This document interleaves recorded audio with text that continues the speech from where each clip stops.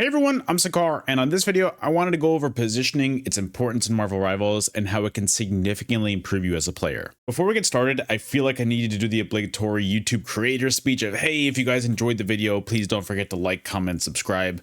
But all jokes aside, I really would appreciate it if you guys could do all of that if you can.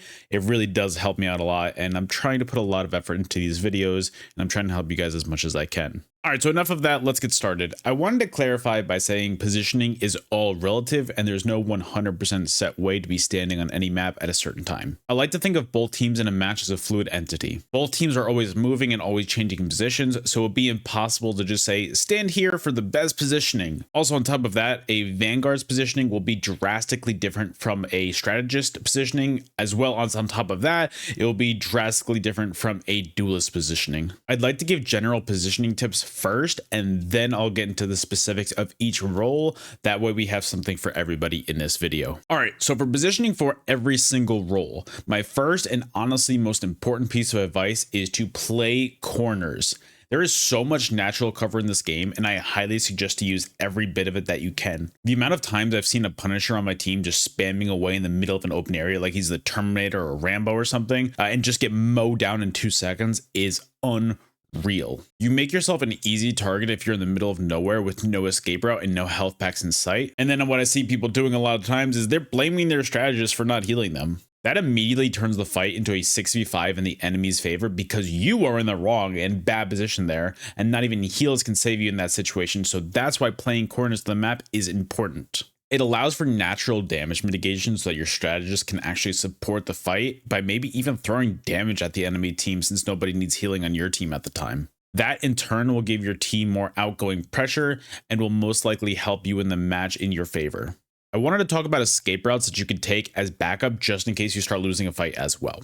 Whenever you're fighting somebody, always take note of where you can leave if the fight starts to go south. It's better to stay alive and retreat and come back 5 to 10 to 15 seconds later rather than stand your ground over nothing and making the 30-second run back from spawn. A huge part of 6v6 fights is waiting for somebody to make a mistake. Whether the mistake is pushing too far, not pushing enough, going the wrong route, or whatever. Usually most team fights are won or lost depending on who made the first mistake. There's nothing wrong with playing aggressive, but make sure you're communicating to your team so that they can assist you. If you're the only one going forward or the only one staying back, you're putting your team at a disadvantage. My last general rule that I wanted to give about positioning is for defensive teams. So whether you're playing domination and already have the point, or if you're trying to prevent the enemy team from pushing the payload, always try to force your enemies into tight choke points. I know it's cliche, but forcing enemies into tight choke points reduces the amount of decisions that they can help them win the fight. Limiting the amount of decisions that the enemy can make is vital to the 6v6 experience.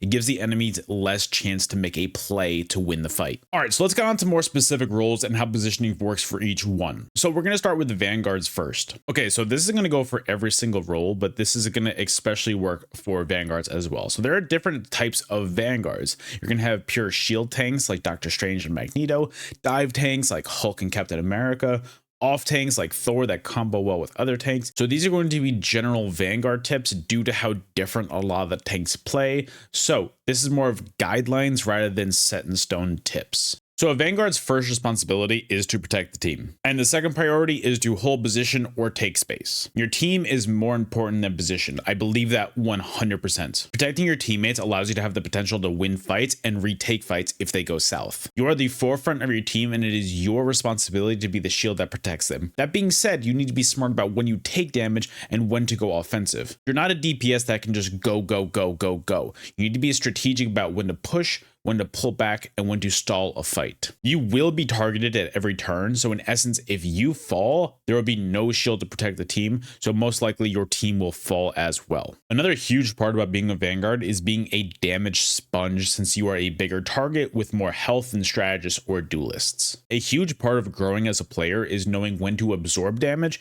when to block it, and when to dodge it completely. Taking too much damage will result in either you dying quickly or your enemies will be able to charge your ultimates incredibly quick. And if the enemy gets their ultimates before your team does, well, then we know how that's going to go, unfortunately. So do a mixture of absorbing damage, blocking damage, and then covering. That will be your best mixture of staying alive so that your barriers don't break and your health doesn't drop too much. All right, so how about we move on to duelists next? But before that, if you guys could do me a quick favor and hit that like button for me if you're still here, I'd appreciate that more than you'll ever know. All right, so let's put this simply. It's a duelist job to do damage and don't die. Those are the 4 Ds. You can basically do damage from anywhere, but it's the don't die part that helps your team. I'm going to be giving a basic tip to start with that I feel is common sense, but I feel like I need to just say it regardless. There is usually zero reason to be fighting in front of your Vanguard teammates. Do not stand in front of them, please. I really felt like I needed to get that off my chest. All right, so now on to more intricate tips and tricks. There are so many different routes in every map that there's no specific place I'd say to fight from.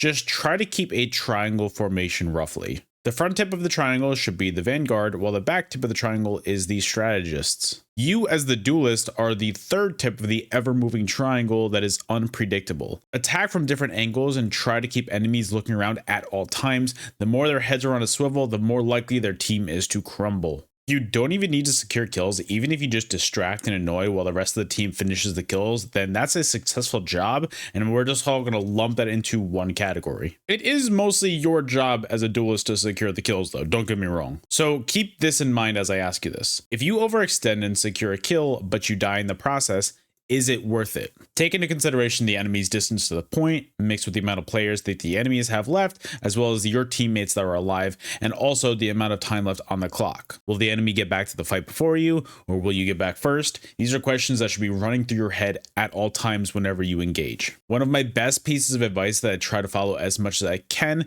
is to rarely fight from the same spot twice in a row. That way, switching up positions will constantly never let the enemy get a read on you, which will always have you in the back of their mind. Strike fear into the enemies by being unpredictable, efficient, and dangerous. Simple strategy says just to go in, do damage, go brrr, and repeat. I want you to take the entire match into account though whenever you're engaging in fights. The risk reward of engaging in a risky fight depends, in my opinion, on who's alive on your team, as well as the enemy as well, and what position you're in. Are you or the enemy close to capping a point? Would a big play with an ultimate make a difference in capturing the objective, or would it just stall it? These are all scenarios to take into account and to think about as you're playing. There's so much more that I could talk about with this, so if you ever want a part 2 of positioning tips, please let me know in the comments. I'd really love to hear that. All right, so finally, let's talk about strategists. Get ready to be targeted like crazy, because as a strategist, everyone on the enemy team will be gunning for you right away. So make sure you're using the buddy system with your fellow strategists and stick close to them. It's a mutually beneficial relationship. If you keep your fellow strategists alive, then they'll keep you alive in return. And they will also help you if anybody's diving on top of you as well. My best piece of advice I can give for strategists is to rotate around your tanks. Think of the map as a clock and your tank is directly in the middle. If your enemies are at 12 o'clock position, you want to be at the 6 o'clock position. Say your enemies go to the 3 o'clock position, you want to be in the 9 o'clock position.